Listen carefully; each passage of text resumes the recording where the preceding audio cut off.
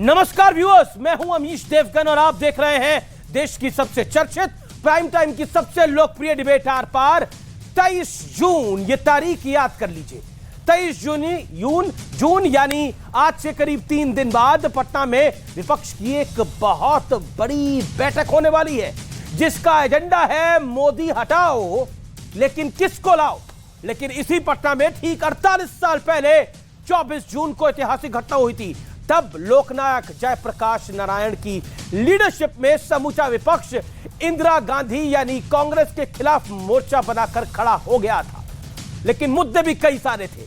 फिर 25 जून की वो रात, वो काली अंधेरी रात जिसमें इमरजेंसी लगा दी गई थी, और इसके बाद मुलायम सिंह यादव, कर्पूरी ठाकुर, लालू प्रसाद यादव, नीतीश बाबू समेत विपक्ष के तमाम नेता, तब नीतीश बाबू उतने बड़े नेता नहीं थे, वो तब सब नेताओं को जेल में ठूस दिया गया था। वो काली रात आज तक कोई भूला नहीं है। इस देश में एक ही बार इमरजेंसी लगी और वो कांग्रेस के शासन में लगी। विपक्ष के सारे नेताओं को जेल में डाल दिया गया था। लेकिन आज 48 साल बाद, ये कोई फिल्मी कहानी नहीं है, ये रियल स्टोरीज है व्यूअर, रियल स्टोरी है व्यूअर्स। इन नेताओं की पार्टियां कांग्रेस के ही बैनर तले हम साथ साथ है का संदेश देने में जुट गई हैं और मोदी को हराने का फॉर्मूला खोज रही हैं। पर बड़ा मूल सवाल है, क्या अपने अपने सियासी स्वार्थ के बीच यह मोर्चा सफल हो पाएगा? क्योंकि अभी से ही ममता बनाम कांग्रेस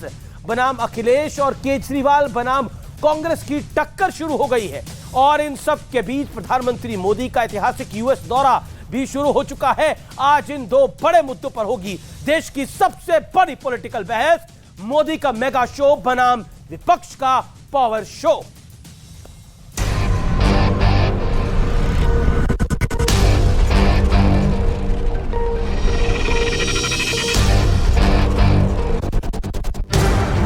एक तरफ मोदी का ऐतिहासिक दौरा है और अमेरिका में मेगा शो की जोरदार तैयारी है,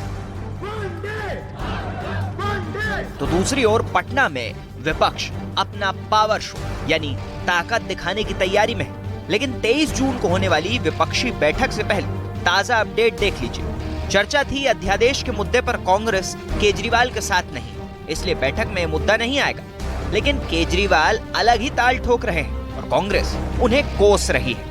कांग्रेस से मैं उम्मीद करता हूं सारी पार्टियां पूछेंगी उस मीटिंग में, भाई आप अपना स्टैंड बताइए। उस मीटिंग का सबसे पहला एजेंडा होगा अध्यादेश। केजरीवाल जी और मोदी जी की मोडस ऑपरेंडी एक ही है, इसीलिए हम कहते हैं ये बड़े भाई और छोटे भाई का संबंध है। खुद के 2 मंत्री भ्रष्टाचार के आरोप में जेल में है, एक मुख्यमंत्री दारू की ऐसी अवस्था में पहुंचता है कि हवाई जहाज में बैठने के लिए योग्य नहीं माना जाता। कौन बनेगा प्रधानमंत्री? आप देख ही रहे हैं, आपस में खटपट है। ये कुर्सी के लिए स्वार्थी लोगों का एक गठबंधन है। अखिलेश कह चुके हैं कि उत्तर प्रदेश में समाजवादी पार्टी 80 सीट जीतेगी। पश्चिम बंगाल में कांग्रेस ममता बनर्जी की कृपा पर टिकी। सौरभ भारद्वाज कह रहे हैं कि कांग्रेस ने हमारा घोषणा पत्र चुरा लिया। आम आदमी पार्टी ने कांग्रेस को पंजाब और दिल्ली में न लड़ने का ऑफर दिया, तो कांग्रेस नेता गौरव वल्लभ ने सौरभ भारद्वाज को फ्रस्ट्रेट बता दिया। इस बीच नीतीश कुमार का स्टालिन से मिलने वाला चेन्नई दौरा अचानक रद्द हुआ, तो उस पर भी सवाल उठ रहे हैं। विपक्ष के पास ना नेता है, ना नीति है, और नियत में भी खोट है। तो बड़ा मुद्दा यही है कि इतने विरोधाभास के बीच क्या विपक्ष एक मंच पर आएगा? इसी पर होगी देश की सबसे बड़ी बहस, मोदी का मेगा शो वर्सेस विपक्ष का पावर शो।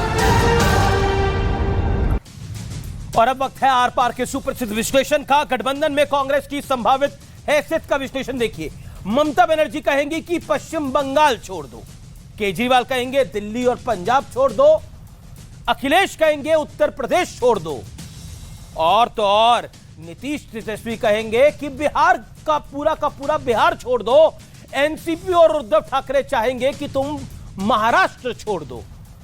यानी कोई फिल्मी कहानी नहीं है, ये देवदास फिल्म की कहानी नहीं है, ये रियल स्टोरी है भैया। और बड़ा सवाल यह है, क्या कांग्रेस के सियासी बलिदान की ये सबसे बड़ी परीक्षा होने वाली है? ये जो चुनावी बैठक है, इसमें सबसे बड़ी कुर्बानी अगर मांगी जाएगी तो क्या कांग्रेस से मांगी जाएगी? कांग्रेस को कहा जाएगा कि दिल्ली छोड़ दो, पंजाब छोड़ दो, उत्तर प्रदेश छोड़ दो। तो कांग्रेस अगर 6 प्रदेश छोड़ देगी तो क्या 3 राज्यों से 4 राज्यों से चुनाव लड़ेगी, यह तय करना है। और क्योंकि स्टालिन बोलेंगे तमिलनाडु छोड़ दो। बढ़ता हूं मैं आगे और मेरे साथ आज कौन कौन जुड़ रहा है। प्रेम शुक्ला एक तरफ है, दूसरी तरफ अभय दुबे है, कांग्रेस पार्टी के नेता प्रवक्ता। सुब्राष्ट्रा है एक तरफ, तो दूसरी तरफ रीना गुप्ता है, स्पोक्सपर्सन आम आदमी पार्टी की। अनुराग भदौरिया है समाजवादी पार्टी के। आप तमाम लोगों का अभिनंदन है। लेकिन प्रेम शुक्ला कहते हैं होता वही है जो राम रच गए हैं, लेकिन इस बार विपक्ष भी चक्रव्यूह रच रहा है और चक्रव्यूह ऐसा रच रहा है, वो कह रहे हैं कि इस बार सब एक हो जाएंगे तो मोदी हार जाएंगे। अमित जी, अभी आप ही की अपनी स्टोरी में विपक्ष में कितनी विसंगतियां हैं विपक्षी एकता में। सूत न कपास जुलाहों में लट्ठम लट्ठा, एक बड़ी मशहूर कहावत है। वो आप देखिए कि कैसे विपक्ष, कांग्रेस के नेतृत्व में विपक्ष कैसे एक होगा। मुझे बताइए आप अमित जी, उत्तर प्रदेश में कांग्रेस का वोट कौन ले गया? सपा बसपा ले गई, तो उसी के साथ कांग्रेस एक हो जाएगी। बिहार में कौन ले गया कांग्रेस का वोट? राजद जदयू ले गई, उसी के साथ एक हो जाएगी। बंगाल में कौन ले गया कांग्रेस का वोट? तृणमूल कांग्रेस ले गई, उसी के साथ एक हो जाएगी। नहीं, क्या पता तमिलनाडु में कांग्रेस का वोट कौन ले गया? डीएमके ले गई। आप मुझे बताइए महाराष्ट्र में कांग्रेस का वोट कौन ले गई? एनसीपी ले गई। आप बताइए आंध्र प्रदेश में कांग्रेस का वोट कौन ले गया? वाईएसआर कांग्रेस ले गई।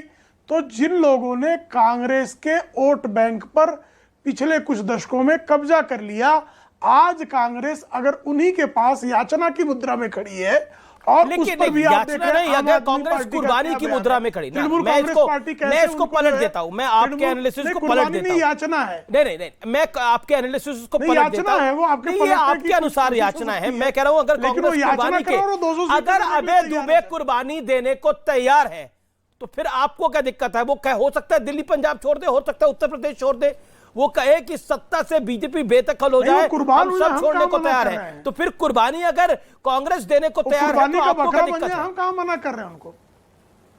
नहीं, वो कुर्बानी का बकरा बन जाए और शेष जो विपक्षी दल है वो ईद मना ले, हमको क्या उसमें चिंता है? हम क्या, हमारी क्या उनसे जो है। देखिए, हमारे साथ कांग्रेस ने 2019 के चुनाव में लगभग 190 सीटों पर हमारा उनका सीधा मुकाबला हुआ। कांग्रेस सिर्फ 20 सीटें जीत सकी, 170 हम जीते। तो हमारे मुकाबले तो कांग्रेस जितना सामने खड़ी हो, हमको उतना बेहतर है। लेकिन अब सब लोग साथ आएंगे तो खेल बिगड़ भी सकता है। मेरे साथ अभय दुबे हैं। अभय दुबे, आज थोड़ी देर पहले हमने ये सुना, आपके नेता गौरव वल्लभ, वरिष्ठ प्रवक्ता जो है पार्टी के, वो कह रहे हैं कि एक मुख्यमंत्री को शराब पी लेते हैं तो उनको हवाई जहाज में कोई चढ़ने नहीं देता। दूसरे मुख्यमंत्री के कई साथी जो है वो भ्रष्टाचार के आरोप में बंद हैं। और अरविंद केजरीवाल कह रहे हैं कि मीटिंग का एजेंडा सबसे पहले तो अध्यादेश है, यानी पहला एकता नहीं है, पहला अध्यादेश है। तो अध्यादेश पर आपकी राय क्या है? केजरीवाल के साथ है उस विषय पर आप? अमीश देवगन जी, मीटिंग में मुखरता से कहा जाएगा बेरोजगारी भारत छोड़ दो, बेरोजगारी, महंगाई भारत छोड़ दो, बैंकों की लूट भारत छोड़ दो, व्यवसायिक मंदी भारत छोड़ दो। और जो राजनीतिक दलों ने कहा, उन टीडीपी ने कहा भाजपा छोड़ दो, शिवसेना ने कहा भाजपा छोड़ दो, अकाली दल ने कहा भाजपा छोड़ दो, राजस्थान में आरएलपी ने कहा भाजपा छोड़ दो। भारतीय जनता पार्टी के साथ तो मात्र एक दल रह गया है, अपना दल दो लोकसभा सीटों वाला कांग्रेस पार्टी। और गठबंधन का जहां तक प्रश्न है तो महाराष्ट्र में महाविकास अघाड़ी, एनसीपी, शिवसेना, कांग्रेस पार्टी जैसे दल साथ हैं दृढ़ता से। अब आप आ जाइए झारखंड में, तो झारखंड मुक्ति मोर्चा और कांग्रेस पार्टी साथ हैं, वहां पर भी कोई तकलीफ नहीं है। बिहार आ जाइए तो जेडीयू, आरजेडी, कांग्रेस, लेफ्ट साथ हैं दृढ़ता से। सिर्फ बात रह गई वेस्ट बंगाल की, और जैसा कि आपने कहा केजरीवाल जी कह रहे हैं पंजाब और दिल्ली की, तो केजरीवाल साहब, पंजाब और दिल्ली दोनों के लोकसभा चुनाव में हमारा पंजाब में 40% वोट शेयर था, आपका सिर्फ 7% था। अभी ताजी आप हनीमून पीरियड में लोकसभा का चुनाव पंजाब में हार गए साहब, मुंह दिखाने के काबिल नहीं रहे। दिल्ली आ जाओ, दिल्ली में आपका 19% वोट शेयर था जब प्रचंड बहुमत से विधानसभा जीते थे। तो लोकसभा में सिर्फ 19%, हमारा 23% के लगभग वोट शेयर था। तो आप किस मुंह से ये बात कर सकते हैं? पहली बात। दूसरी बात, 2004 में भी यही पूछते थे हमसे पत्रकार लोग। 2004 में भी उत्तर प्रदेश में समाजवादी पार्टी, बहुजन समाज पार्टी से गठबंधन नहीं हुआ। लेफ्ट से हमारा वेस्ट बंगाल में, त्रिपुरा में, केरला में गठबंधन नहीं हुआ, जबकि सरकार थी। लेकिन जब चुनाव हो गए तो 335 सीटों का एक दल, बड़ा दल ने 10 साल तक भारत को अग्रणी भूमिका दी। 10 साल आपने राष्ट्रीय भारत मान लेता हूं, मैं मान लेता हूं गठबंधन आपका बड़ा है, गठबंधन आपका बड़ा है, लेकिन सीटें बीजेपी की बड़ी हैं। सारा गठबंधन एक तरफ, बीजेपी की अपनी सीटें एक तरफ, ये भी सच्चाई है, इसमें भी कोई दोराई नहीं है। लेकिन मैं आम आदमी पार्टी की प्रवक्ता का रुख करता हूं। 11 प्रांतों में नहीं, आप आपने 10-10 सेकंड करके तो काम नहीं होगा ना, बाकी भी प्रवक्ता हैं। मैं बाकी नेताओं का भी रुख कर लेता हूं। मैडम रीना गुप्ता जी, आपकी एक मुख्यमंत्री को शराबी कह रही है कांग्रेस, दूसरे मुख्यमंत्री के लिए वो जिस शब्दों का इस्तेमाल कर रही है वो कह रही है कि ये जो मुख्यमंत्री हैं इनके तो कई लोग जो हैं वो जेल में बंद है, मतलब भ्रष्टाचारी कह रही है। और आप बैठक में साथ बैठेंगे और फिर अरविंद जी कह रहे हैं कि बैठक का सबसे बड़ा एजेंडा जो होगा वो एक यही होगा, ऑर्डिनेंस। कांग्रेस कह रही है ना ना ना। जवाब दीजिए मैडम। देखिए अमीश जी, कांग्रेस के छुटभइये नेता कुछ भी बोलते रहें, लेकिन हमें पूरा विश्वास है कि कांग्रेस पार्टी जो है संविधान को बचाने की बात करेगी, इस देश में लोकतंत्र को बचाने की बात करेगी। और ये जो ऑर्डिनेंस है, ये ऑर्डिनेंस ने बिल्कुल भारत के संविधान का गला घोटने का काम किया है।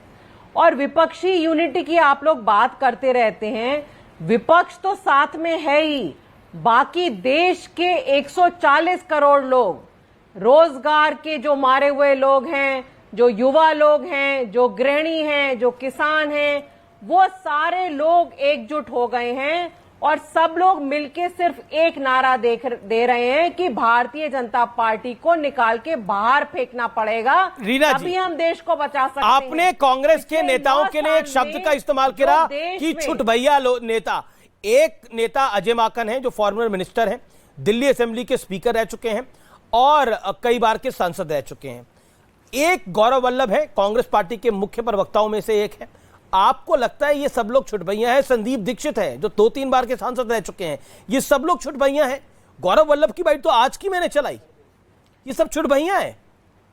देखिए अमीश जी, क्योंकि बहुत सारे ऐसे नेता हैं जो ये बयान दे रहे हैं जिनका कि दिल्ली में और पंजाब में उनकी राजनीति खत्म हो चुकी है केजरीवाल जी के आने के बाद।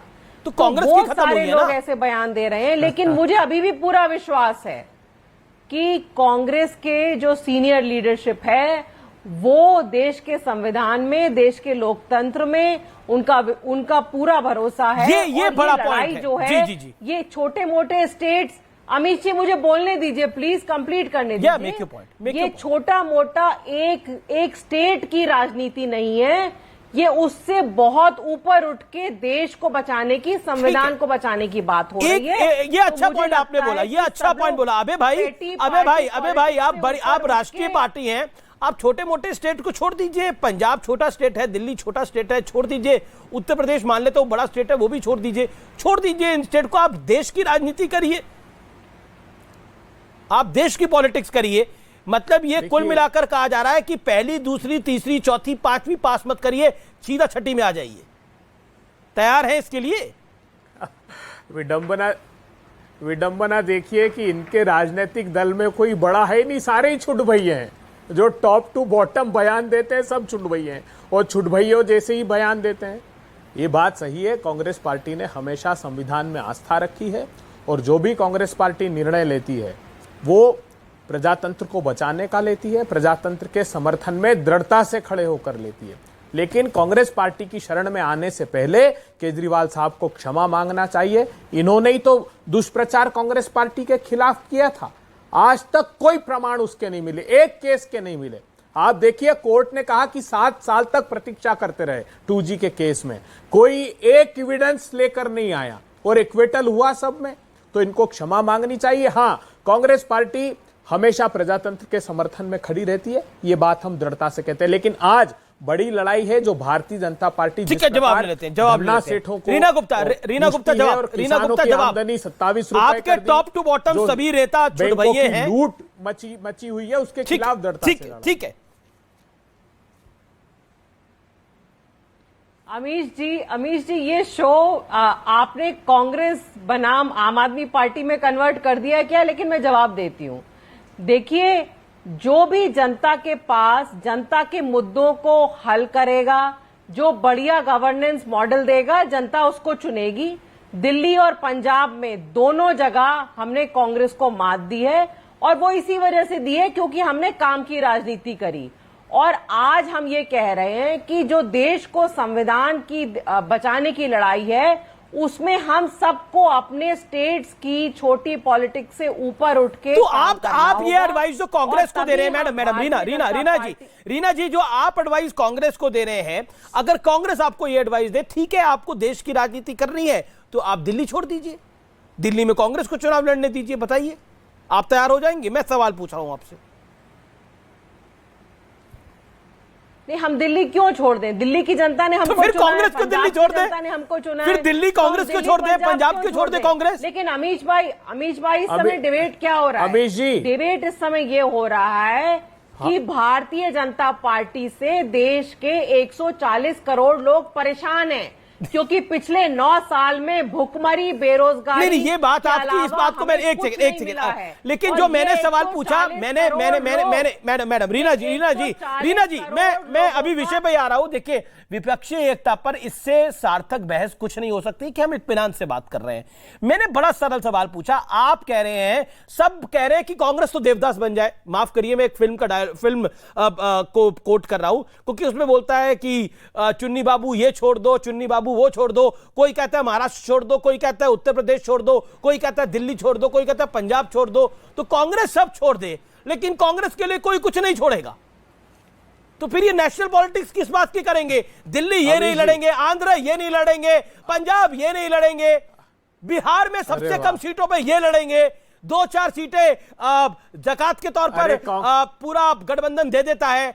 क्या आपको लगता नहीं है कि कांग्रेस के साथ 9 साल में पहली बार 9 साल में पहली बार इतना समर्पण का भाव कांग्रेस के प्रति दिखाया। अमीश जी, हम तो बोल रहे हैं साधुवाद है कि आपको। स्टेट लेवल पॉलिटिक्स अलग है, आज कमाल कर दिया। नेशनल लेवल पॉलिटिक्स अलग है। कोई किसी को कुछ छोड़ने के लिए नहीं बोल रहा है। हम बोल रहे हैं national level politics, state level politics अलग अलग है। नहीं तो पंजाब पे 13 लोकसभा सीटें आती है। एक बात बताइए, पंजाब में विधानसभा चुनाव आप लड़िए, लोकसभा कांग्रेस लड़े, करिए फैसला आप लोग। और कांग्रेस विधानसभा अगर छोड़ने को तैयार है तो निर्णय करिए ना आप लोग आपस में। ये अमीश जी ये बिल्कुल करेंगे आपस में बैठ के। अमीश जी, टीवी चैनल पे नहीं होंगे ये निर्णय, ये आपस में मिलकर। अरे आप उनको, आपके नेता उनको छुड़भैया कह रहे हैं, वो आपके मुख्यमंत्री को शराबी कह रहे हैं, आप कह रहे टीवी चैनल को तो बाइट दी जा रही है। ये सब कुछ ये पर्सनली फोन पे बोला जा रहा है। अमीश जी, 23 तारीख को ये सारे डिस्कशंस होंगे, और 23 तारीख को ये भी डिस्कशन होगा कि कैसे भारतीय जनता पार्टी से मुक्ति दिलानी है देश को।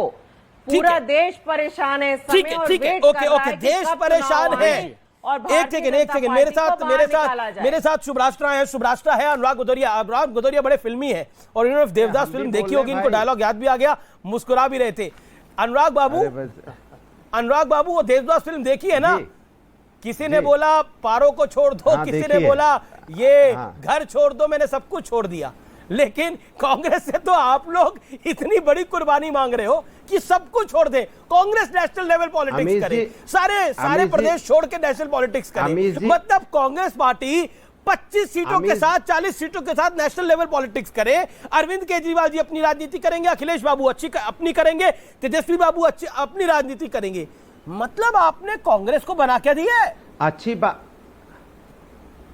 अच्छा लग रहा है अमीश जी, आप विपक्ष की चिंता कर रहे हैं। हाँ, वो बात जरूर है कि आप किस वजह से कर रहे हैं, हमारे प्रवक्ता समझ गए होंगे। इसलिए अपने साथी प्रवक्ताओं से कहूंगा मैं कि इस सब बातों में मत आओ, क्योंकि ये हमारी चिंता नहीं कर रहे हैं, ये दरअसल में हमें लड़ाना चाहते हैं। सवाल ये नहीं है अमीश जी, सवाल ये है कि राष्ट्र के लिए सब एक साथ खड़े हैं। हमारे वैचारिक मतभेद हो सकते हैं, इसमें कोई दो राय नहीं। क्योंकि अलग दल है, अलग पार्टियां हैं, वैचारिक मतभेद होंगे ही, लेकिन मतभेद नहीं है। चलिए आपकी बात को ऊपर रख दिया अनुराग भाई, आपकी बात को ऊपर रख दिया। राष्ट्र के नाम पर 80 में से कांग्रेस को कितनी, 80 में से कितनी सीटें? 25 सीटें राष्ट्र के नाम पर, मेजोरिटी आप लड़िए, 25 कांग्रेस को देंगे राष्ट्र के नाम पर।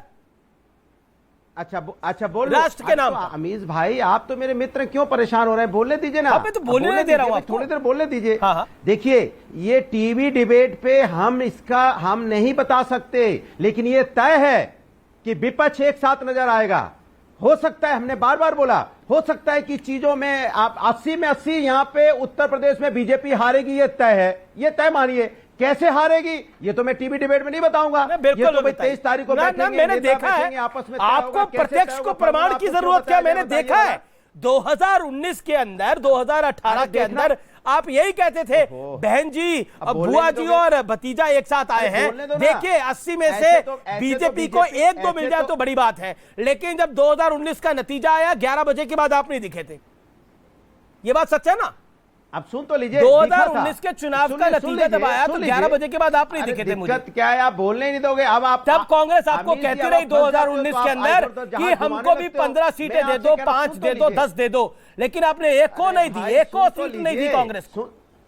अरे सुन तो लीजिए भाई, मेरी बात ही नहीं बोलने दोगे तो फायदा क्या भाई? अगर आपने हमें सम्मान पूर्वक बुलाया है तो सम्मान पूर्वक बोलने दीजिए। हाँ, बोलिए। अगर आप ही सब बात हमारी बोल देंगे तो हम अपनी बात क्या करेंगे? मैं कह रहा हूं कि देखिए इसमें विपक्ष एक है। आप बिल्कुल सही कह रहे हैं कि दलों में आपस में मतभेद है, यहां बयानबाजी भी सुनने को मिल रही है, लेकिन यह भी तय है कि देश में अभी भारतीय जनता पार्टी को जनता ने हटाने का मन बना लिया है। क्यों बना लिया है? मैं चलिए इस समय की बड़ी खबर मेरे पास यही है, अनुराग इसको क्लैरिफाई करिएगा अगर मैं गलत बोल रहा हूं। जो मैं अनुराग भदौरिया की लगभग व्यूअर्स, बड़ी ब्रेकिंग स्टोरी है अनुराग भदौरिया जो दे रहे हैं, 80 में से कांग्रेस को एक बड़ा शेयर मिलेगा। अनुराग आई एम राइट, यही आप कह रहे हैं? अरे 80 में से कांग्रेस को बड़ा शेयर मिलेगा। ये आपको क्यों बताएं? 80 में 80 भारतीय जनता पार्टी हारेगी। अखिलेश जी कह रहे हैं 80 के 80 समाजवादी पार्टी जीतेगी। आप कह रहे हैं अखिलेश जी ने 3 दिन पहले कहा कि 80 में से 80 सपा जीतने जा रही है। अरे सुनना ही नहीं, अखिलेश जी ने बोला ना। आप अखिलेश जी की बात को काउंटर कर रहे हैं। बिल्कुल जीतेगी, इसमें दिक्कत क्या है? तो उन्होंने बोला समाजवादी पार्टी जीतने जा रही है। भाई परेशान आप कह रहे हैं कांग्रेस को आप सीटें देंगे, समाजवादी पार्टी जीतेगी, भारतीय जनता पार्टी हारेगी। मतलब मैं सीटें नहीं मांग रहा आपसे, मुझे पता आप नहीं बता पाएंगे, लेकिन कांग्रेस को समाजवादी पार्टी सीटों का बड़ा शेयर देगी, ये आप ऐलान कर रहे हैं यहां पर। दिक्कत यह है अमीर जी, दिक्कत यह है कि आप अपने सब दूसरे के मुंह में डालना चाहते हैं, वो होगा नहीं, क्योंकि विपक्ष बहुत होशियार है अमीर जी, इस बार समझदारी से चल रहा है, फूक के कदम रख रहा है, क्योंकि वो ये भी जानता है कि वो भी ये भी जानता है कि हमारे साथी लोग अपना शब्द अपने मेरे मुंह में डालना चाहते हैं, लेकिन ये तय है कि देश की जनता भारतीय जनता पार्टी, बिल्कुल देश की जनता बीजेपी को हटाना चाहती है। सुब्राष्ट्रा काफी देर से इंतजार कर रही है, फिर मैं आऊंगा आपके पास प्रेम शुक्ला जी। सुब्राष्ट्रा जी, अगर मैं सुनिए, सुब्राष्ट्रा, देश की जनता बीजेपी को हराना चाहती है, बेरोजगारी के मुद्दे पर निपटाना चाहती है। हुआ सब कुछ करना चाहती है, लेकिन सारी कुर्बानी ये लोग एक ही दल से चाहते हैं। देवदास तो आपने भी देखी होगी, बड़ी हिट फिल्म रही है। मुझे तो उसका डायलॉग पता नहीं क्यों बार बार ध्यान में आ रहा है। जी, जिनसे कुर्बानी चाहते हैं वो इस विषय पर बोलना चाह नहीं रहे, और जो कुर्बानी देने के लिए लालायित हैं वो कह रहे हैं कि वैचारिक मतभेद होते हैं हर पॉलिटिकल पार्टी के साथ। मैं जानना चाहती हूं कि ऐसा कौन सा वैचारिक मतभेद होता है कि आप अपने साथ खड़े हुए साथी को शराबी बोल दें? ये ऐसा वैचारिक मतभेद तो मैंने आज तक जितने भी बौद्धिक विमर्श में बैठी हूं कहीं नहीं सुना कि आप में ऐसा वैचारिक विमर्श करते करते आप इतना उत्तेजित हो गए कि आपने किसी को शराबी बोल दिया। जिनको बोला वो बुरा नहीं मान रहे, या अगर वो बुरा मान रहे हैं तो वो आपको छुटभैये नेता बोल दे रहे हैं। तो ये किस तरीके की राजनीति है आमिर जी, ये मेरे समझ से परे है। लेकिन एक चीज स्पष्ट है कि जिस ऐतिहासिक दिन पर ये विपक्षी एकता के नाम का डंका बजने वाला है, वो दिन हमें भूलना नहीं चाहिए। उस दिन हमारे देश में इमरजेंसी आई थी कभी, और जिस दिन इमरजेंसी आई थी, और इमरजेंसी जब आई थी तो जिन जिन नेताओं को कांग्रेस पार्टी ने प्रताड़ित किया था, बौद्धिक रूप से, शारीरिक रूप से, मानसिक रूप से, उन सभी नेताओं, उन सभी पॉलिटिकल पार्टीज और उन सभी नेताओं के बाद के जनरेशन के लोग आज बैठे हैं। तो मैं ऐसा क्यों नहीं मानूं कि परिवारवाद की चाशनी पी करके ये लोग इतने मदमस्त हो चुके हैं कि इनको अपने पुरखों की कुर्बानियां याद ही नहीं है। तो ये किस विपक्षी एकता की बात हो रही है? विपक्ष तो स्वयं अपने पैर के ऊपर वैचारिक कुल्हाड़ी मार रहा है और फिर बात करते हैं, बड़े बड़े अल्फाज कहे जाते हैं कि हम विपक्षी एकता की बात कर रहे हैं। हम विपक्ष बहुत होशियार हो गया है। विपक्ष अगर होशियार हुआ होता तो किसी भी दिन बैठक रख लेते। आप इमरजेंसी की बरसी पर बैठक नहीं रखते। ये बहुत बड़ी घटना है और मुझे लगता है कि इस देश का कोई भी युवा जो थोड़ा बहुत संजीदगी से अपना इतिहास जानता होगा, जो अपने पुरखों को नमन करना जानता होगा, वो इस विपक्ष को बख्शेगा नहीं आमिष जी, कि वो उन्हीं लोगों के साथ हाथ मिलाने जा रहे हैं जिन्होंने लोकतंत्र की हत्या की। और एक अंतिम बात मैं कहना चाहूंगी, और ये सारा ड्रामा लोकतंत्र बचाने के नाम पे हो रहा है। जी सुब्रास्टा, नहीं आमिष जी, ये सारा ड्रामा लोकतंत्र बचाने के नाम पर हो रहा है। अध्यादेश को लेकर के राजनीति की जा रही है। मैं आपसे पूछना चाहती हूँ आमिष जी, क्या अध्यादेश हमारे संविधान का पार्ट नहीं है?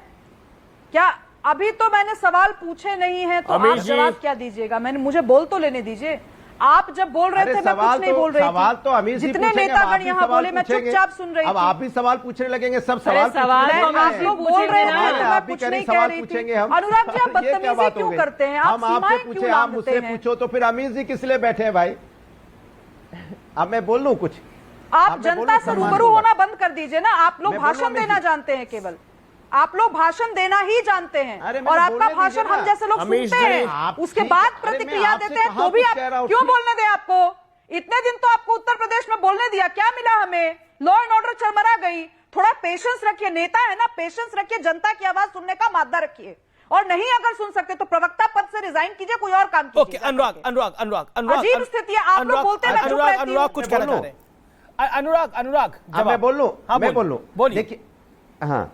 देखिए, देखिए अभी सुब्रास्टा जी कह रही थी विपक्ष एकता। अरे भैया, आपको परेशानी किस बात की है? जब विपक्ष एक है, राष्ट्र के मुद्दों पे एक है, राष्ट्र बचाने की जरूरत है, लोकतंत्र का सम्मान बचाना है, संविधान बचाना है, राष्ट्र एक है, हम बड़े मकसद। मैं यही तो बोल रही थी। आप सत्ता पाने के लिए भारतीय जनता पार्टी नहीं, सत्ता पाने के लिए भारतीय जनता पार्टी 22-23 पार्टियों से समझौता कर सकती है, गठबंधन कर सकती है। आज अकाली दल कहां चला गया, जेडीयू कहां चला गया? पूछता हूं मैं आपसे। शिवसेना के 2 जी, मुझे 10 सेकंड का समय चाहिए और इनका फीडर डाउन कीजिए। पीडीपी के साथ सरकार बनाई थी, आज नहीं है। तो भारतीय जनता पार्टी सत्ता बनाने के लिए गठबंधन करती है। अरे जो उन्होंने इमरजेंसी पे सवाल जवाब देना चाहूंगी, क्योंकि इमरजेंसी में आपके नेता कहां थे, उसका तो जवाब दीजिए अनुराग बाबू। और हमें जरूरत है कि यहाँ किसानों की बात हो, युवाओं की बात हो, महिला समस्या पे बात हो, इसलिए हम विपक्ष एक साथ खड़े हैं, राष्ट्र के मुद्दों पे एक साथ खड़े हैं। कोई व्यक्तिगत फायदे के लिए नहीं खड़ा यहाँ पे। होता आपने अपनी बात को रखा, उन्होंने जो एक बड़ा तार्किक बात रखी, उन्होंने जो सुब्रास्टा ने बात रखी, उसका जवाब मिलना चाहिए था, आपको देना चाहिए था। आपके सर्वोच्च नेता मुलायम सिंह यादव को किसने जेल में डाला था? किसके शासन में वो जेल में गए थे? बताइए ना, बता दूं किसके शासन में जेल में गए थे? सुन तो लीजिए आमिष जी, मैं 15 सेकंड का समय ठीक है, 15 सेकंड। सुब्रास्टा, आप जवाब अपना तैयार रखिए। पहले सुब्रास्टा बोल ले, फिर आप बोलिएगा। 15 सेकंड सुब्रास्टा, देन यू। आमिष जी, मैं ये समझना चाहती हूं कि ये जो बिना धैर्य के नेता बैठते हैं यहाँ पर, पहले सुन तो लें कि सवाल क्या पूछा जा रहा है, और ये एरोगेंस मत दिखाइए कि सवाल मैं सवाल पूछूंगी क्योंकि मैं वोटर हूं आपकी। आपको कन्विंस करना है मुझे कि विपक्ष एक है कि नहीं है।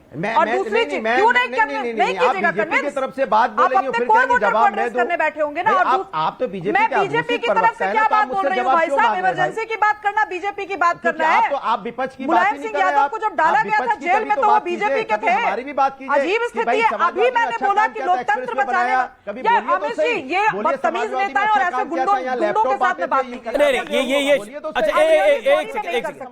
ये लगातार बोलते हैं, एक करके लगेगा कि मैं जब ये बोलते हैं मैं चुप रहती हूँ। अरे एक सेकंड, जब सुब्रास्टा बोले तो अनुराग चुप हो जाए, जब अनुराग बोले तो सुब्रास्टा चुप रहेगी। एक रूल बना लेते हैं यहाँ पर, एक कानून बना लेते हैं, डिबेट के लिए कानून बना लेते हैं कि जब कोई दूसरा व्यक्ति बोले तो हमको चुप हो जाना है, वो बेहतर होता है। 30 सेकंड सुब्रास्टा आप अपनी बात रखिए और फिर उसके बाद अनुराग आप अपनी बात रखिए। सुब्रास्टा, अनुराग का आरोप है आप बीजेपी का एजेंडा चला रही हैं, जवाब इस बात का।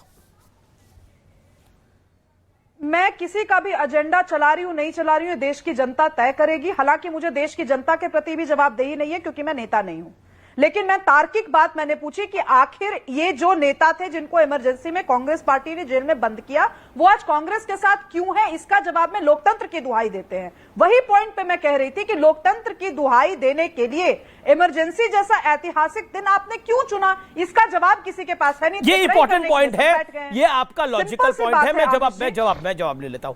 अनुराग भदौरिया, एक लॉजिकल बात है, क्या आपको लगता है जो बात सुब्राष्ट्रा ने बोली, मुलायम सिंह यादव कोई बीजेपी के नेता तो नहीं थे, उनका सम्मान बीजेपी के शासन ने जरूर करा उनको पद्मा अवार्ड देकर, लेकिन वो बीजेपी के नेता तो नहीं थे, वो जेल तो मुलायम सिंह यादव गए थे इमरजेंसी के अंदर। आपको लगता नहीं है, आपको लगता नहीं है कि आपकी पार्टी जिस सिद्धांत पे बनी उस सिद्धांत को ही आप गिरवी रख रहे हैं या रख चुके हैं?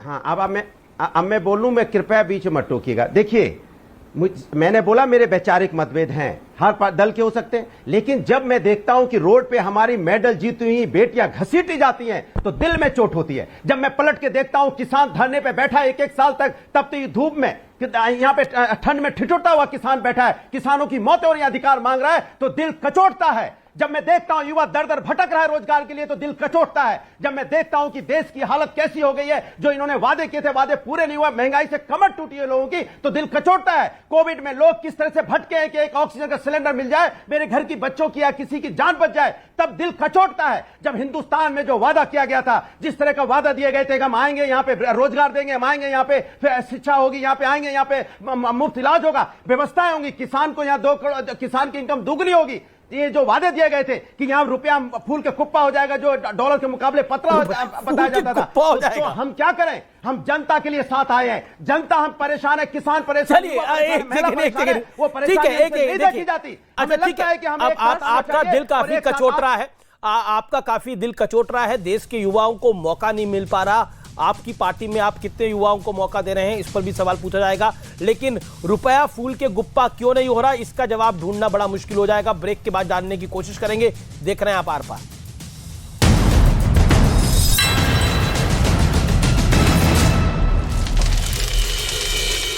खेत और घर पानी में डूबे दिखे। मौसम विभाग ने राजस्थान के टोंक, बूंदी और सवाई माधोपुर में भारी बारिश का रेड अलर्ट जारी किया, जबकि पाली, जयपुर, राजसमंद और चित्तौड़गढ़ में ऑरेंज अलर्ट जारी किया। मौसम विभाग ने राजस्थान के अजमेर, भीलवाड़ा, धौलपुर और झालावाड़ में बारिश का येलो अलर्ट जारी किया। बिपरजॉय की वजह से राजस्थान में मौसम विभाग ने पेड़ों के उखड़ने, कच्चे मकान गिरने और निचले इलाकों में जलभराव की चेतावनी पहले ही जारी कर दी थी। और दर बिपरजॉय तूफान का असर राजस्थान के अजमेर समेत कई जिलों में दिखाई दिया, जहां पर तेज हवाओं के साथ मूसलाधार बारिश से हालात बिगड़ गए। बारिश की वजह से कई जगह पर जलजमाव भी हो गया। लोगों की मुसीबत इस वक्त बढ़ी हुई है, क्योंकि भारी बारिश के बाद जो ड्रोन से ली गई तस्वीर सामने आई, उसमें एक पूरी बस्ती में पानी ही पानी दिखाई दिया। सड़कें तालाब बन गई, घर से निकलने वाले लोगों को मुश्किलों का सामना करना पड़ा। सड़कों पर कई फीट तक पानी भरा दिखाई दिया, तो कई घरों में भी पानी घुस गया। इतना ही नहीं, दूध और रोज की जरूरी चीजें खरीदना लोगों के लिए मुश्किल हो गया। पूरे इलाके में बारिश और जलजमाव से लोगों की मुश्किलें बढ़ गईं। इतना ही नहीं, बारिश के बाद बिजली कटौती ने भी लोगों की परेशानी बढ़ा दी। प्रधानमंत्री नरेंद्र मोदी अमेरिका के दौरे पर हैं। 24 जून तक अमेरिका के दौरे पर वो रहेंगे। वैश्विक कूटनीति के सहयोग से उनका ये दौरा बेहद अहम माना जा रहा है। प्रधानमंत्री का ये दौरा 21 जून से शुरू होगा, जहां वो योग दिवस के कार्यक्रम में भी शामिल होंगे और भारत की योग ताकत को पूरी दुनिया के सामने रखेंगे। न्यूयॉर्क में यूनाइटेड नेशन के सामने प्रधानमंत्री योग करेंगे। 21 की सुबह में 180 देशों के प्रतिनिधि और डिप्लोमेट्स, इसमें प्रोमिनेंट लोग इसमें हिस्सा लेने वाले हैं। इस दिन प्रधानमंत्री नरेंद्र मोदी संयुक्त राष्ट्र मुख्यालय में योग सत्र को लीड करेंगे। तो प्रधानमंत्री नरेंद्र मोदी का इस बार का अमेरिका का दौरा बेहद अहम माना जा रहा है। इस दौरे पर कई बड़ी डील होने वाली है, जिस पर दुश्मन देशों की भी नजर रहेगी। 22 जून को व्हाइट हाउस में प्रधानमंत्री नरेंद्र मोदी का औपचारिक स्वागत होगा, जहां वो अमेरिकी राष्ट्रपति जो बाइडेन से मुलाकात करेंगे। इस दौरान कई रक्षा समझौते भी होंगे। राष्ट्रपति बिडेन इस बार प्रधानमंत्री मोदी को होस्ट करेंगे व्हाइट हाउस में डिनर पे, और ये बहुत बड़ी बात है। प्रधानमंत्री मोदी और बिडेन के बीच बातचीत भी होगी। यहाँ इंडियन डायस्पोरा के साथ भी उनकी मुलाकात होगी। उन्होंने अमेरिकी कांग्रेस को भी प्रधानमंत्री संबोधित करेंगे। माना यह जा रहा है कि इस दौरान drone, armed vehicle, jet engine के साथ सुपर कंप्यूटर पर भी समझौता हो सकता है। और न्यूयॉर्क में योग दिवस की तैयारी इस वक्त जोर शोर से चल रही है। 21 जून यानी कि बुधवार को पीएम मोदी यहां पर योग करेंगे। इस दौरान कई देशों के प्रतिनिधि भी मौजूद रहेंगे। पीएम मोदी की अपील पर ही 21 जून को अंतर्राष्ट्रीय योग दिवस घोषित किया गया था और अब कल दुनिया योग की ताकत देखेगी। न्यूयॉर्क में संयुक्त राष्ट्र संघ मुख्यालय के बाहर भारत का तिरंगा लहरा रहा है। आखिर इस लहराते तिरंगे पर हर भारतीय को गर्व क्यों न हो, खासकर अमेरिकन समुदाय को। 21 जून को संयुक्त राष्ट्र द्वारा घोषित विश्व योगा दिवस मनाया जा रहा है और इस बार योगा दिवस काफी मायनों में बहुत खास है, क्योंकि इस बार खुद प्रधानमंत्री मोदी यूनाइटेड नेशन संयुक्त राष्ट्र के इस मुख्यालय पर आकर योग करेंगे। और इस योग की खास बात यह है कि प्रधानमंत्री मोदी के ही इनिशिएटिव पर ये योग दिवस 21 जून को मनाया जाता है। 21 जून काफ़ी मायने रखता है, क्योंकि इस दिन माना जाता है कि साल का सबसे बड़ा दिन होता है। इसके बाद ही दिन छोटे होने शुरू होते हैं और इस दिन योग को स्वास्थ्य से जोड़ते हुए भारत ने मांग की थी कि योग अब एक विश्व योग दिवस के रूप में 21 जून को मनाया जाए। काफ़ी सांकेतिक था, सिंबॉलिक था, लेकिन काफ़ी मान मनोबल के बाद, प्रधानमंत्री के प्रस्ताव के बाद यूनाइटेड नेशन में 3 महीने के अंदर कम से कम 180 देशों ने इस प्रस्ताव पर मंजूरी दे दी। लेकिन भारत की पहल पर इतना बड़ा दिवस, विश्व योग शांति के लिए, स्वास्थ्य के लिए एक बहुत बड़ा दिन है और खासकर प्रधानमंत्री मोदी जब यहाँ आकर योग करेंगे तो पूरी दुनिया का संदेश जाएगा और यही भारतीय समुदाय का, अमेरिका में हो चाहे दुनिया भर में, या भारत के लोगों का काफी मनोबल बढ़ाता है। उनको गर्व से उनका सीना चौड़ा कर जाता है। वीडियो जर्नलिस्ट पंकज तोमर के साथ Amitabh Sinha, New York, news 18 India.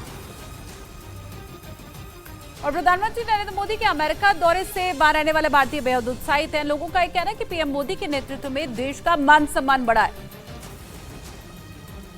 और यही वजह है कि न्यूयॉर्क में भारतीय समुदाय के लोग राष्ट्रगान गाते और मोदी और मुमकिन है का नारा लगाते नजर आए। तो मोदी है तो मुमकिन है, मुझसे मोदी है तो जो बाइडेन के साथ मिलना जरूरी है। वो मिलेंगे तो कुछ न कुछ बढ़िया काम करके दिखाएंगे। इन लोगों को प्रधानमंत्री नरेंद्र मोदी और बाइडेन से मुलाकात करने के लिए व्हाइट हाउस की तरफ से निमंत्रण मिला है, जिसमें कई महिलाएं भी शामिल हैं। ये लोग भारत के अलग अलग जिलों के रहने वाले हैं। कल न्यूयॉर्क में प्रधानमंत्री जिस वक्त योग कर रहे होंगे उस वक्त वहां 180 से ज्यादा देशों के प्रतिनिधि मौजूद रहेंगे। 1 घंटे तक चलने वाले इस कार्यक्रम में करीब 3000 लोग मौजूद रहेंगे। मैं इस वक्त मौजूद हूं न्यूयॉर्क के संयुक्त राष्ट्र संघ के मुख्यालय में, जिसके साथ ही बने इस परिसर में जो पार्क बना है, यहाँ पर विश्व योगा दिवस मनाया जाएगा, जहां प्रधानमंत्री मोदी खुद आएंगे। यहाँ पर तैयारियां बहुत जोर शोर से चल रही हैं। मैं आपको दिखाऊं, ये जो सामने टेंट लग रहा है, यहाँ पर खुद प्रधानमंत्री मौजूद रहेंगे योग करने के लिए। उन तमाम पर्सनालिटीज़ के साथ, उन तमाम लोगों के साथ जो योग दिवस में जिनको न्योता गया है और जिन लोगों के पास साथ बैठकर प्रधानमंत्री यहाँ पर योग करेंगे। कम से कम 193 देशों को जो संयुक्त राष्ट्र के सदस्य हैं उनको न्योता गया है। साथ ही साथ यहाँ पर जो यूनाइटेड नेशन जनरल असेंबली के प्रेसिडेंट भी होंगी और साथ ही साथ deputy secretary general Amina Mohammed भी होंगी। उसके साथ जितने डिप्लोमेट्स हैं यहाँ पर यूनाइटेड नेशंस में वो मौजूद होंगे। कई प्रोमिनेंट पर्सनालिटीज़ जो हैं, जो हॉलीवुड स्टार्स हैं, उनको मौका यहाँ पर न्योता दिया गया है। खासकर रिचर्ड गिर को यहाँ पर बुलाया गया न्योता के लिए। उन्होंने हामी भी भरी है, देखते हैं वो यहाँ पर मौजूद रहते हैं कि नहीं। लेकिन कई सेलिब्रिटीज़ को यहाँ पर आने का न्योता दिया गया है। कम से कम 3000 न्यूयॉर्क के स्कूल के बच्चे यहाँ पर योग करेंगे प्रधानमंत्री के साथ। और योगा दिवस की खासियत ही इस बार यही है कि प्रधानमंत्री खुद अपने कॉल के बाद विश्व योगा दिवस मनाने की शुरुआत होने के बाद पहली बार संयुक्त राष्ट्र संघ के मुख्यालय पर मौजूद होंगे योगा करने के लिए। और यही तमाम भारतीयों के लिए और भारतीय समुदाय जो दुनिया के भर में बसा है उसके लिए ये गर्व की बात है, जहां से प्रधानमंत्री स्वास्थ्य का भी संदेश देंगे और दुनिया में भारत की प्राचीन पौराणिक संस्कृति का भी वास्ता देंगे जो पूरे दुनिया को जोड़ रही है। वीडियो जर्नलिस्ट पंकज तोमर के साथ Amitabh Sinha, New York, news 18 India. तो प्रधानमंत्री नरेंद्र मोदी के अमेरिका दौरे पर पूरी दुनिया की नजर है। इस दौरे पर कई बड़े समझौते भी होने, साथ ही भारत और अमेरिका के हितों के ऊपर भी चर्चा होगी। और यही वजह है कि बाइडेन के साथ होने वाली पीएम मोदी की मुलाकात बेहद अहम है। क्षेत्रीय और वैश्विक हर वो मुद्दा जो महत्वपूर्ण है दोनों देशों के परिप्रेक्ष्य में, उस हर मुद्दे पे बातचीत होगी। साथ ही कई अहम मुद्दों पर बात भी होगी। 3 दिन का ये प्रधानमंत्री का दौरा काफ़ी ऐतिहासिक होने वाला है और दुनिया के बाकी देश जो भारत के साथ थोड़ी भी द्वेष की भावना रखते हैं उनके लिए भी बहुत बड़ा संदेश होगा, चाहे भारत के पड़ोस में ही वो क्यों ना हो। लिहाजा पाकिस्तान के साथ साथ चीन की नजर भी बाइडेन और पीएम मोदी की मुलाकात पर टिकी है। इस बार भी अपने अमेरिका दौरे में प्रधानमंत्री भारतीय समुदाय के लोगों से बात करेंगे, जिसमें काफी तादाद में भारतीयों के पहुंचने की उम्मीद है। इस कार्यक्रम की तैयारी पूरी कर ली गई है और इसे लेकर लोगों में उत्साह भी है। जब भी अमेरिका आए हैं भारतीय समुदाय से ही मिले हैं। 23 तारीख को बड़ा कार्यक्रम होगा जहां भारतीय समुदाय से वो मिलेंगे। तय कार्यक्रम के मुताबिक प्रधानमंत्री 23 जून की शाम 7 बजे से रात 9 बजे के बीच भारतीय समुदाय को संबोधित करेंगे। इस कार्यक्रम में 1000 लोगों के शामिल होने का अनुमान है, जिसमें बिजनेस लीडर्स, युवा उद्यमी और थिंक टैंक से जुड़े हुए लोग शामिल होंगे। जिलों में इतनी तेज बारिश हुई कि कुछ लोगों की जान पर बनाई। इसी बारिश में राजसमंद जिले में कई जगहों पर रेस्क्यू ऑपरेशन चलाया गया, क्योंकि भारी बारिश के बाद सड़कों पर पानी का बहाव अचानक इतना तेज हो गया कि कई लोग इसकी चपेट में आ गए। इस बीच एक इलाके में मोटरसाइकिल पर सवार दंपति बहकर गोमती नदी में फंस गए। उस वक्त नदी में पानी का बहाव बेहद खतरनाक था। हालांकि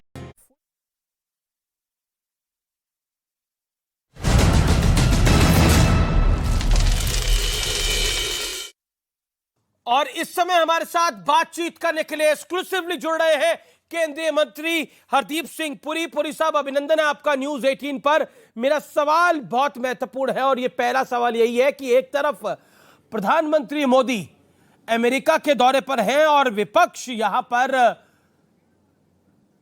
अपने आप को एकजुट करने का एक बड़ा प्रयास कर रहा है और कह रहा है कि इस बार बीजेपी को 100 सीटों पे हम सिमटा देंगे और बाकी खेल बन जाएगा।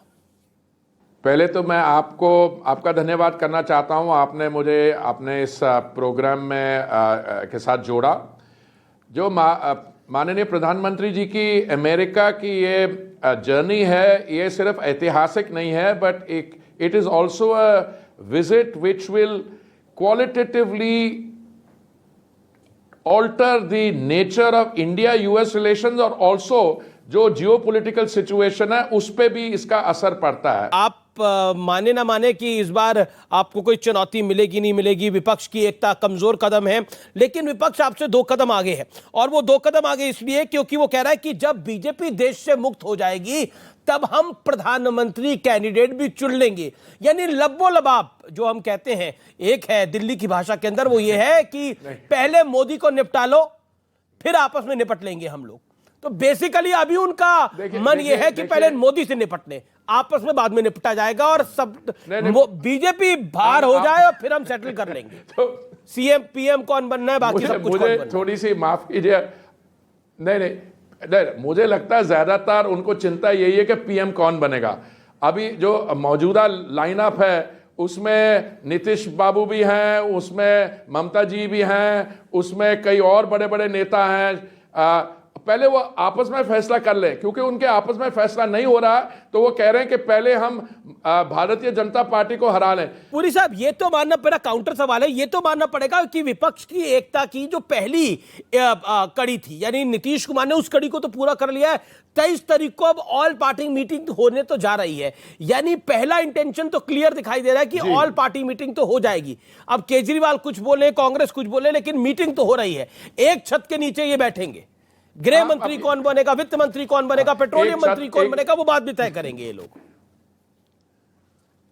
नहीं, बहुत अच्छा होगा। अपनी शैडो कैबिनेट बनाएंगे तो शैडो कैबिनेट में ये तय करेंगे पेट्रोलियम और नेचुरल गैस मंत्री कौन होता है। ये ब्रिटिश पार्लियामेंट की ट्रेडिशन है, पर अगर आप सीरियस लेवल पे इस पे ले आइए, मुझे लगता है इनमें से पेट्रोलियम मंत्री किसी के बनने की ज्यादा इच्छा नहीं है। ये सिर्फ प्रधानमंत्री के पद के लिए है। अगर 6 दावेदार हों तो हम लोग फैसला कर सकते हैं और इनको ये सुझाव दे सकते हैं। हफ्ते में 7 दिन होते हैं, इसमें तय कर ले कि मंडे को कौन होगा और फ्राइडे को प्रधानमंत्री कौन होगा। लेकिन एक जो बीजेपी की परमानेंट प्रॉब्लम है वो है राहुल गांधी। उस प्रॉब्लम के बारे में आप क्या कहना चाहते हैं, क्योंकि उसका जो एक नया वर्जन आया है, वर्जन 2.2 राहुल गांधी का जो है, उसमें वो ट्रक ड्राइवर के साथ भी घूम रहे हैं। वो अपने आप को एक सामान्य नागरिक देश का दिखाने का प्रयास कर रहे हैं और कुछ हद तक उसमें सफल भी हो रहे हैं। आपका राहुल गांधी वर्जन 2.0 पर क्या कहना है, आपका वर्जन क्या है उस पर?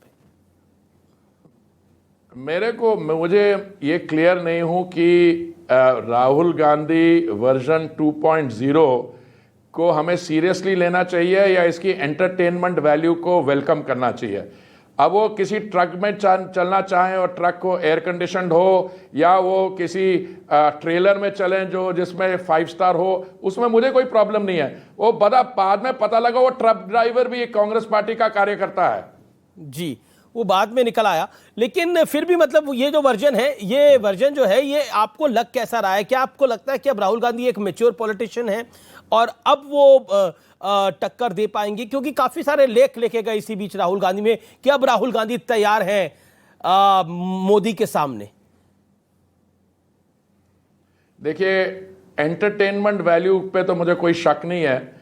अगर वो सीरियस पॉलिटिशियन बनना चाहते हैं तो मैं उनको ये सुझाव दूंगा कि हमारे मोदी जी के बारे में आपको एक थोड़े से एग्जाम्पल दे दूं। एक बार ये अमेरिका आए थे और उस समय वो अपनी फास्टिंग पे थे। 10 दिन उन्होंने सिर्फ पानी पिया। ओके, उसको मैं कहता हूं कमिटमेंट। मोदी जी रात को आज न्यूयॉर्क पहुंचेंगे और पहुंचेंगे कोई शायद मिडनाइट। कल सुबह यूएन जनरल असेंबली के लॉन्स पे वो योगा करेंगे, कुछ लोगों को मिलेंगे और एकदम चले जाएंगे। उसके बाद वॉशिंगटन, और पैक डे का प्रोग्राम है। मैं चाहूंगा राहुल गांधी जी भी किसी समय जो उनका दिन का प्रोग्राम हो उसका जरा बताएं, लोगों को पता लगे उनमें कितनी लोकप्रियता है और किससे मिलते हैं। और ये सेंस ऑफ इंटाइटलमेंट जो है उनकी, बिकॉज वो होती है बड़ी डिस्टिंग्विश्ड फैमिली है, वो पता लगेगा कि इसमें आम लोगों से मिलते हैं और फुल टाइम राजनीति कर रहे हैं कि नहीं। आपका बहुत बहुत शुक्रिया हमें समय देने के लिए, हर बात विषय पर अपनी बात रखने के लिए। Thank you so much Hardeep Singh Puri, और always pleasure talking to you. तो ये थे हरदीप सिंह पुरी। हरदीप सिंह पुरी का बड़ा हमला है विपक्ष में कि मंडे टू फ्राइडे 1-1 PM करके बनाएंगे, और राहुल गांधी की सिर्फ एंटरटेनमेंट वैल्यू है। मैं सीधा रिएक्शन ले लेता हूं, मेरे साथ कांग्रेस के प्रवक्ता अभय दुबे और फर्स्ट रिएक्शन। राहुल गांधी की एंटरटेनमेंट वैल्यू है, केंद्रीय मंत्री हरदीप पुरी कह रहे हैं। देन प्रेम शुक्ला। देखिए, ये मंत्री महोदय जितने हैं इनकी तो एंटरटेनमेंट वैल्यू भी नहीं छोड़ी मोदी जी ने। ये कह रहे थे मोदी जी की तरह पानी पिया। अरे नहीं हरदीप पुरी साहब, मोदी जी ने सारे देश को पानी पिला दिया है, जानते हैं आप। और अमृत सिर्फ अपने धन्ना सेठ दोस्तों के लिए इस अमृत काल में छोड़ा है। अमीश देवगन जी, ये जो अभी सुब्रास्ता जी कह रही थी ना, धन्ना सेठों की चाशनी में डूबी हुई सरकार है ये, और इमरजेंसी अघोषित लगा करके प्रजातंत्र को बंधक बना लिया और अच्छे दिनों को धन्ना सेठों की तिजोरी में बंद कर दिया। आज अमीश देवगन जी जो संजय लीला भंसाली हैं, उनसे भी ज्यादा प्रेरित देवदास से हुए। आज मैं बड़ा अभिभूत था, 22 बार अमीश भाई ने आपने आज देवदास का जिक्र किया है। तो मैं एक लाइटर नोट पर, मैं आपके मेरे बड़े अभिन्न मित्र हैं, मैं अपनी मित्रता प्रदर्शित कर दूं। आपके लिए भी एक देवदास का बड़ा फेमस डायलॉग है, थोड़ा सा संशोधित करके लिए आपको बोल देता हूं कि कौन कमबख्त बर्दाश्त करने के लिए पानी पीता है। मैं पानी जोड़ देता हूं उसमें, कौन कमबख्त बर्दाश्त करने के लिए पानी पीता है। हम तो पानी पीते हैं कि यहां बैठ सके, तुम्हें देख सके और तुम्हें बर्दाश्त कर सके। तो अमीश भाई, ये आपको समर्पित करता हूं। और बात रही जो एकता की विपक्षी, तो सारे विपक्षी दल दृढ़ता से यहां तो पानी मैं पी रहा हूं। गठबंधन चाहे प्रीपोल हो या पोस्ट पोल हो, प्रीपोल हो, अरे आप तो पिलाने वाले हो साहब, आप पानी पी रहा हूं मैं, आपका पानी पी रहा हूं मैं। क्या बात करते हैं आप? मैं भी लाइटर नोट में ही बोल रहा हूं कि पानी पी रहा हूं मैं। नहीं, अच्छी बात है, वो तो मोदी सरकार ने सबको पानी पिला दिया है। महंगाई का, बेरोजगारी का, संसाधनों की लूट। ठीक है, अब जवाब ले लेते हैं। अब आपने लगभग 1.5 मिनट लंबा जवाब दिया, अब जवाब ले लेते हैं। अब प्रेम शुक्ला, ये राहुल गांधी को क्यों की एंटरटेनमेंट वैल्यू है, ये बोलने की आवश्यकता क्यों थी केंद्रीय मंत्री जी को? दूसरी तरफ मोदी सरकार ने सबको पानी पिला दिया है। कांग्रेस को भी देवदास याद आ रही है जी, फिल्म याद आ रही है। देखिए, निश्चित तौर पर आदरणीय नरेंद्र मोदी जी के नेतृत्व में इस देश के 11.8 करोड़ घरों में हर घर नल जल से योजना के तहत जल पहुंचा है। वरना जो है, जब तक श्रीमान राहुल गांधी और उनकी माता श्रीमती सोनिया गांधी का शासनकाल था, तब तक इस देश में पानी भी ब्लैक बिकता रहा। टैंकर लॉबी से भी कांग्रेस के लोगों ने संधान बांधे रखे। तो इनका संकट तो है, और अब राजनीतिक रूप से किस किस घाट के पानी पी रहे हैं, यही तो व्यथा कथा इनकी चल रही है। याद होगा आपको 1977 में जब चिकमंगलूर का एक बाई इलेक्शन श्रीमती इंदिरा गांधी जीती थी, 12 लाख अकेले लड़ी थी, तब ये एक नारा लगा था इनका। आपके बीच में प्रेम शुक्ला नहीं बोले, बीच में नहीं बोल रहा हूँ, बिल्कुल नहीं बोले किसी के बीच में, वो दूसरी बार बोल रहे हैं। शांति सुन रहा था, या अभद्रता करते हैं जी। देखिए इनकी दशा ये थी कि ये तब नारा लगता था, एक शेरनी 100 लंगूर, चिकमंगलूर चिकमंगलूर, एक शेरनी 100 लंगूर।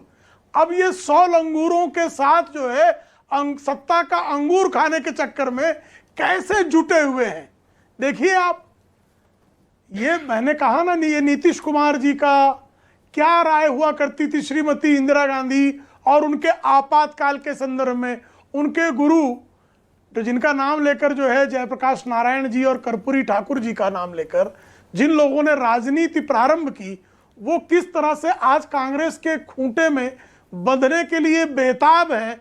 ये मुलायम सिंह यादव जी, अभी बहुत दूर की बात नहीं है, 2008 में श्री अमर सिंह महासचिव समाजवादी पार्टी कह रहे थे कि परमाणु समझौते पर हमारा समर्थन लेने के लिए सीबीआई डायरेक्टर को भेज दिया था श्रीमती सोनिया गांधी ने।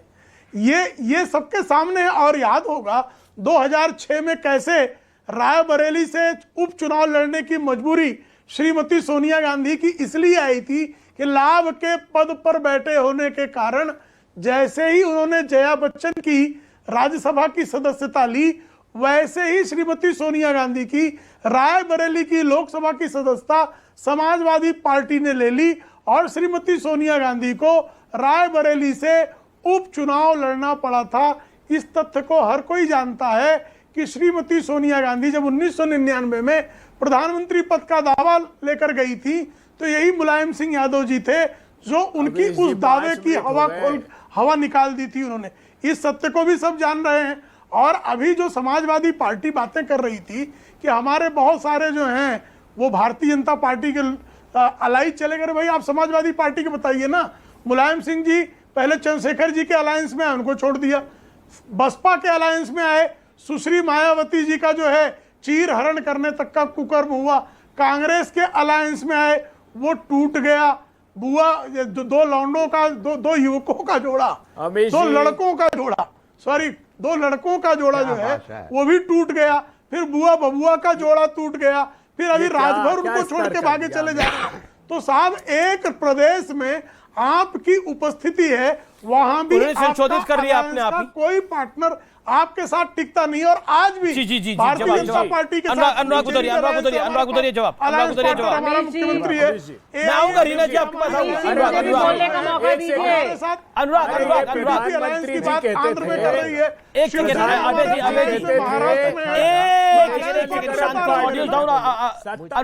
अनुराग गुदरिया 30 सेकंड।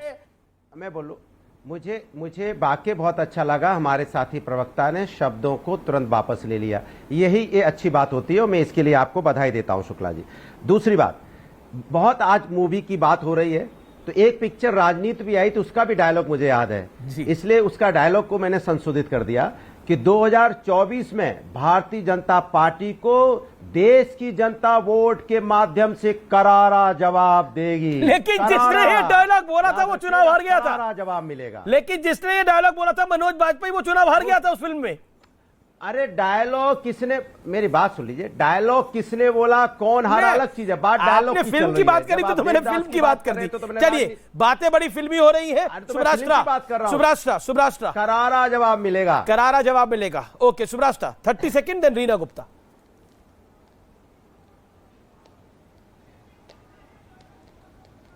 सुब्राष्ट्रा कॉल ड्रॉप हो गया हितेश जी, लगता है आवाज नहीं जा पा रहा है। रीना गुप्ता।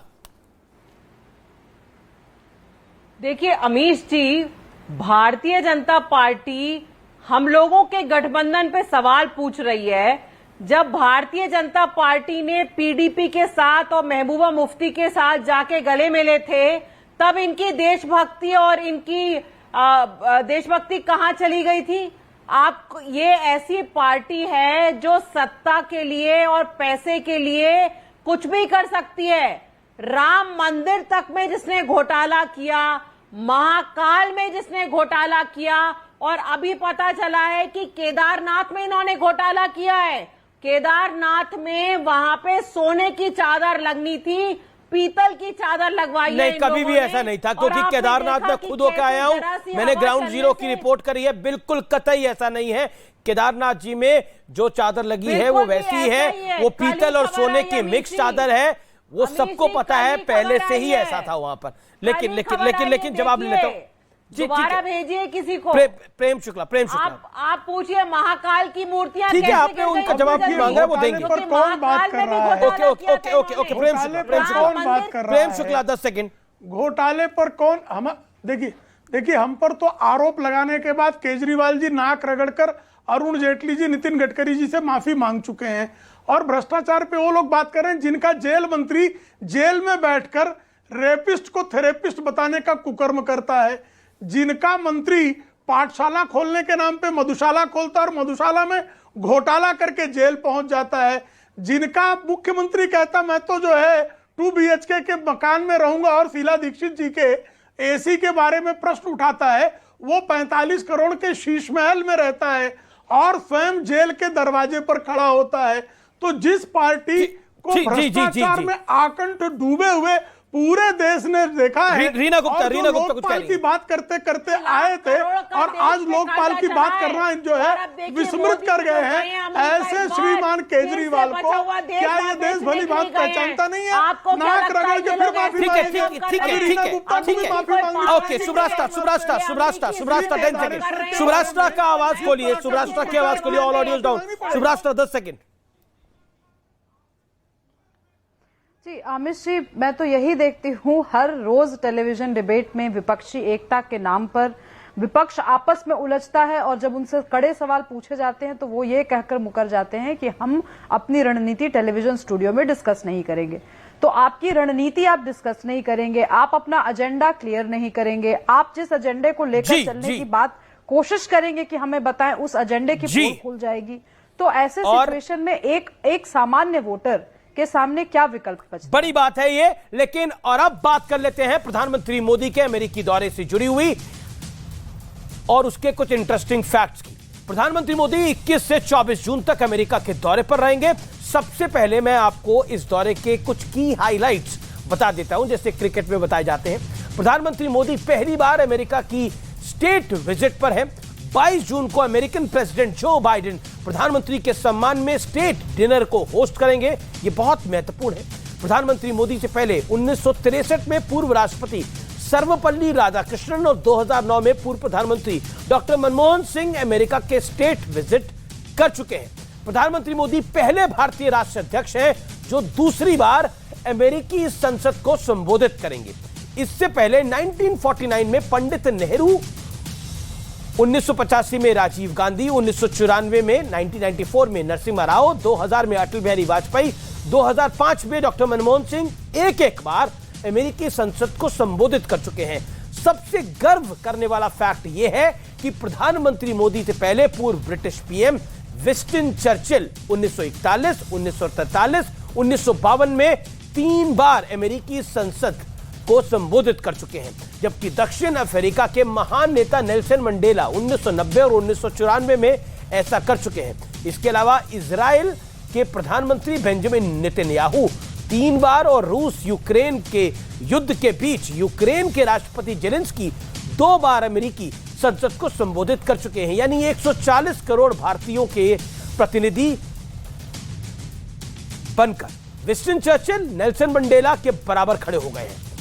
आपके लिए आज यह समझना बेहद जरूरी है कि स्टेट डिनर की इंपॉर्टेंस क्या होती है।